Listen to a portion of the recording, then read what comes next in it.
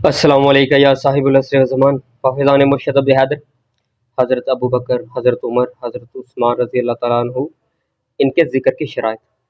اب دیکھو ذکر کے بھی شرائط ہوتی ہیں، جی ہاں ہوتی ہے۔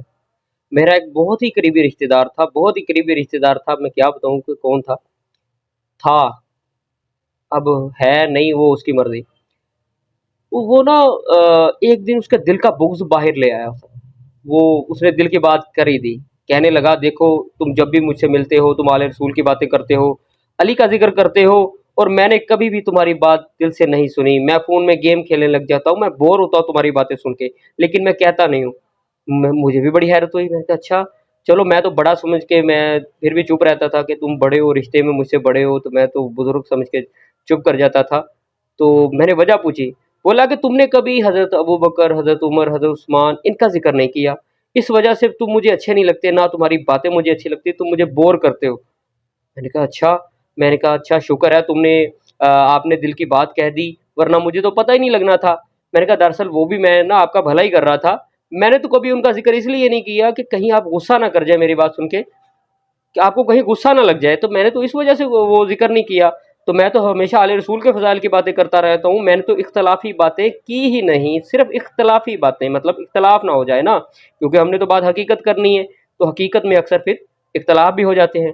میں نے کہا پھر ایک شرط ہے، میں ان کا ذکر کروں گا ان کا ذکر، ایک شرط ہے۔ اس نے کہا کیا ذکر ہے؟ میں نے کہا ان کی پوری لائف ڈسکس ہوگی، پوری سیرت بیان کی جائے گی، الف سے لے کر یہ تک ایک ترتیب کے ساتھ ان کا ذکر ہوگا، بچپن سے لے کے جوانی تک، بڑھاپے تک، جو جو بھی انہوں نے کیا پھر اس پہ بات ہوگی۔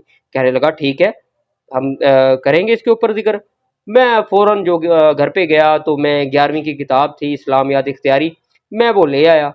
جب میں نے لایا تو پھر میں نے تھوڑی تھوڑی جب سیرت بیان کی نا، سب کی سیرت بیان کی، تو خیر سیرت تو پھر سیرت ہی رہنی تھی، لیکن اس کی صورت بگڑنے لگ گئی۔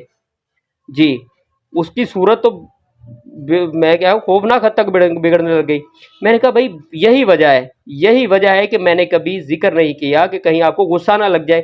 میں نے کہا میں اپنے پاس سے تو بات نہیں کر رہا، یہ اسکول کی کتاب ہے، کالج کی کتاب ہے، ہر بچہ پڑھ رہا ہے، اور یہ نصاب کوئی ایک فرقے نے نہیں چھاپا، ساری جب کمیٹی بنتی ہے پھر وہ نصاب چھاپا جاتا ہے تاکہ بچے اس سے ان سیرت سے فائدہ حاصل کریں۔ تو اسی لیے نا میں یہ ذکر نہیں کرتا۔ تو البتہ اگر کوئی ذکر کرے، ضد کرے کہ ذکر کرو، تم بیان نہیں کرتے، تو پھر ہمیں ان کی بات ماننی پڑتی ہے، ان کی پرزور فرمائش پہ بات کرنی پڑتی ہے، پھر حقائق سامنے رکھنے پڑتے ہیں، کیا کریں۔ دیکھیں بھائی میرا مقصد کسی کی توہین کرنا نہیں ہو، یہ بات حقیقت ہے، کیا کریں یار، ہمارا قصور ہے کہ ہم پڑھ لکھ گئے ہیں، تو ہم نے وہ باتیں پڑھ لی کہ جو لوگ چھپاتے تھے، یہ علماء چھپاتے تھے۔ اگر کسی کو غصہ لگے نا میری باتوں میں، بھائی میں پھر معافی مانگ کے کہتا ہوں غصے والی بات نہیں ہے۔ لوگ کہتے ہیں کہ نہیں تم تو حال رسول کا ذکر کرتے ہو، کبھی ان کا ذکر کیوں نہیں کرتے؟ اکثر لوگ سوال کرتے ہیں۔ پہلی بات تو یہ ہے کہ نبی پاک نے فرمایا صلی اللہ علیہ وآلہ وسلم نے، تم علی کے ذکر سے اپنی محفلوں کو زینت دیا کرو، علی کے ذکر سے۔ جی، تو ہم تو پھر ویسے بھی آل رسول کا ذکر کرتے رہتے ہیں، اور ویسے بھی جب آل رسول بڑے ہیں، جب بڑوں کا ذکر چل رہا ہو تو پھر چھوٹے کا ذکر نہ بھی ہو تو کوئی مسئلہ نہیں ہے۔ جب آل رسول کا ذکر چل رہا ہے، مولا علی کا ذکر چل رہا ہے تو، لیکن اگر کوئی کہتا ہے کہ بھائی آپ نے کبھی ان کا ذکر نہیں کیا، تو بھائی میں معافی مانگ کے کہتا ہوں کہ بھائی آپ اپنے اپنے فرقے کی کتابیں اٹھائیں، ان میں سے جو سیرت ہے نا، جو ان کی سیرت ہے وہ الف سے لے کے یہ تک پڑھیں، یہ نہیں کہ آپ شارٹ کٹ پڑھیں، نہ پوری پڑھیں ہی نکلے گی۔ ہاں، امید ہے کہ آپ پھر مجھ پہ غصہ نہیں کریں گے، آپ کے دل سے دعا ہی نکلے گی